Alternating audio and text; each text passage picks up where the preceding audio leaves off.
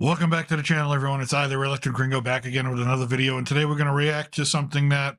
All right, let me start out with this. I know I swore off Disney Plus, but here down south of the border, there's always ways to watch things without being a subscriber, and I had some free time yesterday, and I figured, okay, there's a lot of talk about this Echo series, so let me check it out. I mean, I haven't watched a Marvel series in a little while. I didn't see Hawkeye, or I didn't see She-Hulk. I didn't see, there's probably a couple of, what's that one with Oscar, or whatever his name is, the one with the pharaohs. Who cares, right?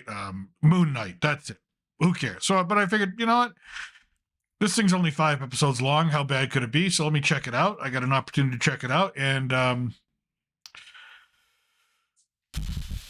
right, let me start out with the positives, because that's the rule here. On this channel, we start out with the positives, right? I mean, I'm started talking about this. Even my dog left the room. I mean, he's just like, Caesar's just like, I'm out of here. See you later. Anyway, so let's start out with the positives. The person who had to choose some of the music to go along with everything, you know, like there was a Rob Zombie song, you know, Dracula, and a couple other good tunes thrown in there to kind of match what was going on. So that was kind of cool. Like, all right. Graham Greene, the actor from Dances with Wolves and Thunderheart. If you've never seen Thunderheart, Val Kilmer, Graham Greene, it's a really cool movie if you really want something about Native Americans and that kind of theme. But cool to see him. He's a good actor. Wasn't given a great part, but he's a good actor, so it was cool to see him, right? Some of the acting, like there were a couple people there. The guy who played the Uncle Lopez, he was all right. Vincent D'Onofrio, of course. Always love seeing him as Kingpin. I mean, he wasn't given the greatest material in this, but he did what he could do with it. He's a professional, and he obviously knows what he's doing, and he nails it, you know? So, all right. So Private Pile nails it again. It was only 5 episodes long, and the last 3 episodes were maybe 30 minutes long each. The first 2 were around 50 minutes each. That's because of all the exposition and stuff. So it was short, so you can get through it and be like, okay, well, at least I saw it, and you can be done with it. I guess if that's the attitude you want to have. Okay, that's it. That's about all the positives I have for that. It was overall one of the most boring things I've ever watched. I went in, I started the first episode and I said to myself, within the first 5 minutes, I said, oh, this looks cool. I was like, oh, okay, the story, the little girl, Maya, the cousin, you know, Oklahoma, and you know, before the tragedy of her mother's death and all that, and that whole storyline. But I mean, like the first 15 minutes of that whole story, I'm like, I was invested. I was like, oh, this is cool. I mean, it started out with like the Native American spiritualism, which it looked animated. So like, I'm not sure if they finished that special effects or meant it to look animated or half animated, half real, but really confusing. I don't really think they did a good job telling a story, of course. I'm going to get to the whole beginning of the Native American thing there in a second. Really just overall boring. I mean, it was like, okay, it was like almost like a job to kind of like, all right, let me see the next episode. All right, I'm almost done. Let me finish. It was like that. Girl power. For those of you out there that get turned off by the whole girl power and feminism thing and the preachiness, don't watch this series. I mean, every episode is going to start with girl power, feminism. So, of course, the beginning of the first episode, you get the spiritualism of the Native Americans. Of course, the only thing said by the only woman in the tribe is, follow me, and all the men turn around and they follow her. Okay. There's a second episode where they're playing lacrosse, and that is actually a true thing. They did have a form of lacrosse that they played to settle disputes or have fun or whatever it was. So that is a real thing. So that's very historically accurate. So for those of you who see the lacrosse game that they have at the beginning of episode 2, that is accurate. They did a good job with that. But the idea that this 5 foot nothing of a woman who looks like she weighs about 90 pounds is going to take on what looks like The Rock, just dressed up as a Choctaw Indian, and beat him. Girl power. Okay. The third episode, all about the tribal police and how women aren't allowed, but this one girl who's the lineage of Maya, she's a great shot, and she can even throw a tree branch to knock off another tree branch with deadly accuracy, like she was Bullseye from Daredevil. I mean, it's amazing. But she's not allowed. But then there's a whole exposition where only men wear braids, and she's braiding her hair, and then the men are caught in a trap with criminals, and here she comes. I mean, it's really over the top. Well, where she's up on a hillside and just shooting all the guys, shooting all the criminals who are all white. By the way, if you're white, you're either an idiot or you're a criminal in this film. By the way, there's no other thing. If you're white, you're either an idiot or you're a criminal. That's it. Boom. And she saves the day. And then there's the story of her mother in the beginning of episode 4, where Maya kills her, for episode 5, where they kill a woodpecker. She kills a woodpecker, which is a spiritual thing and a significant thing for the Choctaw Indians. And her mother brings the woodpecker or heals the woodpecker with magic. And that's the thing. There's all sorts of spiritual magic to this whole thing. You're not sure where it comes from, how it comes from, why it comes from, but it's there. And of course, Maya is going to inherit all this, and it's going to get super ridiculous at the end. Let's see here. The fight scenes. The fight scenes need to be either tightened up or loosened up. I mean, depending. There's a fight scene with Daredevil, which you can see where they're not hitting each other. I mean, the camera work is awful. The cutting is awful. They try to do it in like one take, but it's just terrible. It's absolutely terrible. And that's the only Daredevil. Once you see the Daredevil thing in the first episode, if that's what you're there for, the Daredevil scene, well, that's it. You only need to watch the first 20 or 30 minutes. Then there's a fight scene in a skating rink where they cut so much that you see the pre-blow and then you see the aftermath. Like you don't see, like they cut out, it's just amazingly obvious where they cut. And it's amazingly obvious that there was,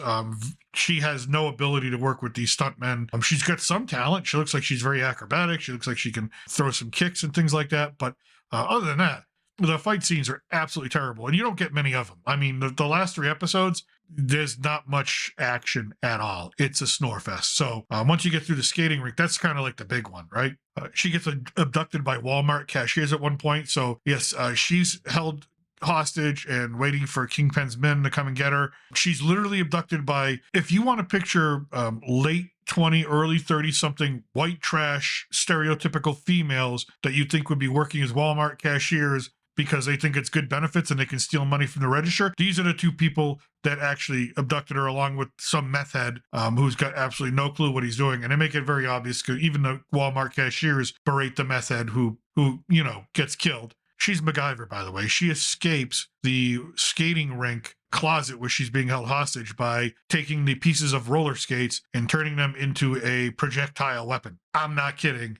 Yes, that's what she does. She literally turns roller skates into projectile weapons. Plot points, nothing makes sense why people do things or what their motivations are. At one point, there's a bounty out on Maya, so the Kingpin's men come to collect it. And you think, okay, well, that's what they're supposed to do. That's why they put the bounty out. Then there's a phone call. Oh, no, let her go. And, of course, it's the Kingpin. Like, why would you, like, that doesn't make any sense. It's sort of like things happen just so the plot can move forward, which I guess one of my biggest things with this whole show is obviously the writers. I don't understand how people get paid to write this stuff and then someone reads it and go, yeah, you earned your check. Look, I'm not a professional writer. I get that, but I am a man who holds undergraduate degrees in English and literature. I am someone who is certified to instruct English as a language to people who don't speak it. So I understand a lot of this stuff and how it's supposed to work, but I don't think these writers do. I think it was just all about where can we fit in the next sort of virtue signal or pander or whatever it might be. Like I said, episodes 3 and 5 are just absolutely boring. You'll get a lot of Maya riding a motorcycle around town. You get a lot of that. If you took all the scenes of her riding a motorcycle or her stopping riding the motorcycle to take her helmet off dramatically and stare off, or just these scenes where she's staring off into the distance dramatically, if you took all those scenes, you probably eliminate one full episode. It would probably only be 4 episodes. So there's a lot of filler of stuff you don't care about her grandparents' relationship. You really don't care. It's tried to play it off as comedic and cute and whatnot and heartwarming, but it just doesn't cut it. The Native American thing, listen, I've got all the respect in the world for Native Americans and their history and what they went through. I'm not sure this does Native Americans justice because as you're watching this, it occurs in a town in Oklahoma where it's predominantly Native American, and you got to think to yourself, where are the police? Or is this just the most corrupt? Because it seems like everybody's in the business of being corrupt or being a criminal or making a living off of it somehow, unless you're a paramedic, a firefighter, or a policeman. Now, the police don't show up until you see a police car at the very end scene of episode 5. When you're like wondering, okay, all these dead bodies everywhere, explosions, you're like thinking to yourself, where are the police? And like, shouldn't someone call the police if all this stuff is happening? No, there's no police. It's just there's no real reality or sense of groundedness to the whole series. So take that for what it's will. You're going to be like, there's nothing makes sense why they do things, why the 2 main characters would climb up to the top of one of the tallest water towers I've ever seen, where there's electrical equipment and cell phone equipment, and I'm pretty sure that you wouldn't be able to get access to that, and it would be quite illegal, and someone would notice that you're up there spying on people with a camera. Things don't make sense. Am I supposed to care about Maya?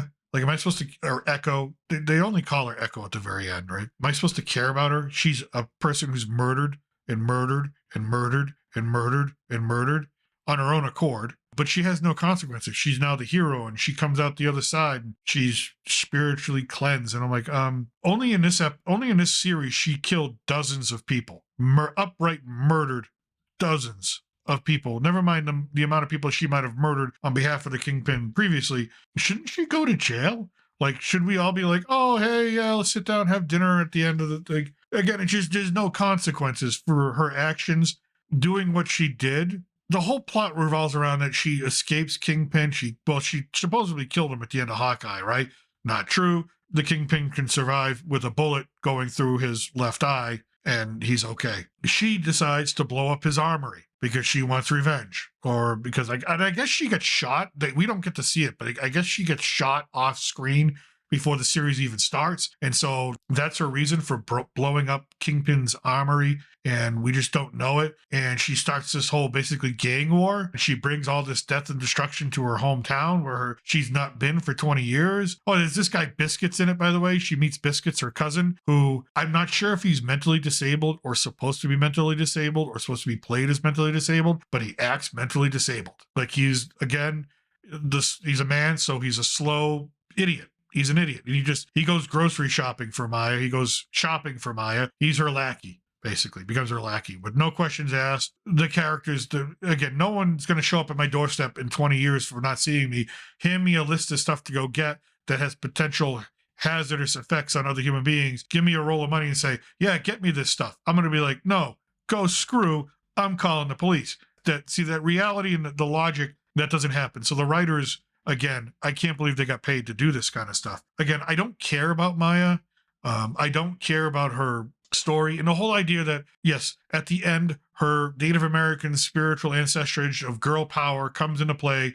And literally she, a 70-year-old frail woman who's her grandmother, and her 20-something cousin who I don't think has any fighting experience or training, who's a paramedic or a firefighter, they get the force of the Native Americans, the force power, iron fist power, I don't know what you want to call it, but literally you have a 70-year-old woman beating up the henchmen of Kingpin, who are armed and big thugs from New York City. She's literally going full Ralph Macchio on them, as well as the cousin, I think her name was Becky, I can't remember, going full Ralph Macchio on them. And then Kingpin steps in after they've defeated these three women using glowing hand power. And you don't know why they get the glowing hand power. It's like, I guess they're from the lineage of the Choctaw warrior and all that. I don't know. You'll figure it out. If you see this, if you see it, you'll figure it out. Then Kingpin steps in, and by the way, I don't care if I'm spoiling this for you. I probably should put a spoiler warning. I don't care. Kingpin steps in, and of course, here's Vincent D'Onofrio. He's like 6'5", 300 pounds, and one of the most physically empowered beings in the Marvel universe for the TV shows. I mean, he's huge. He's massive. He's strong. He's brutal. And she defeats him by putting her hands together and pressing her glowy hands against his chest, and he drops to his knees and has an emotional breakdown about his past and his father and all that. And she tells him, let go of your anger. And he's, whoa, what do you do to me? And he's crying and all that. And that's how, and then his men come in and grab him and take him off. They don't shoot anybody. They all have guns. And so instead of shooting the three glowy hand lady people, they just pick up Kingpin and leave. And also part of Kingpin's plan was to blow up the powwow of the Native Americans, having this huge powwow, huge celebration, huge festival, right? And part of Kingpin's plan was to, for some reason, get a rocket launcher and have one of his men blow up everybody. Why? I don't know. They have nothing to do with anything. They're just having a powwow. But again, evil white people, all that. So you got to put up with that. This series, if I was to rate it 1 out of 10, I don't usually do that, but people will always ask, a 2, a 3. I'll never watch it again. I'm not a richer person for watching it in the first place. I didn't gain any knowledge, value. There's no value in it. Absolutely not. And by the way, the actress who plays Maya, I didn't bother to learn her name, so sorry. Don't care. She never smiles. She's got the same look on her face the whole time. I have a mask on.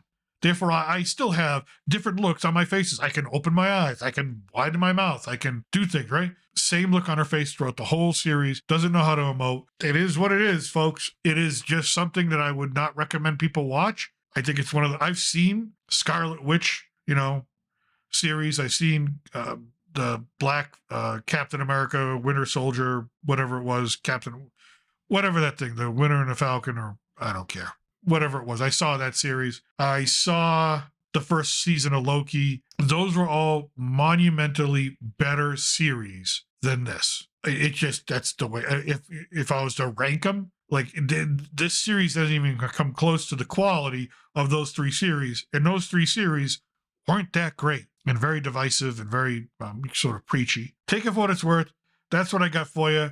I hope you enjoyed this video. If you did, hit the like and subscribe button. But other than that, from south of the border, I'm still your reluctant gringo. I'm going to say goodbye to you for now, and I'll catch you with some more content later on this weekend. Salut and a huevo.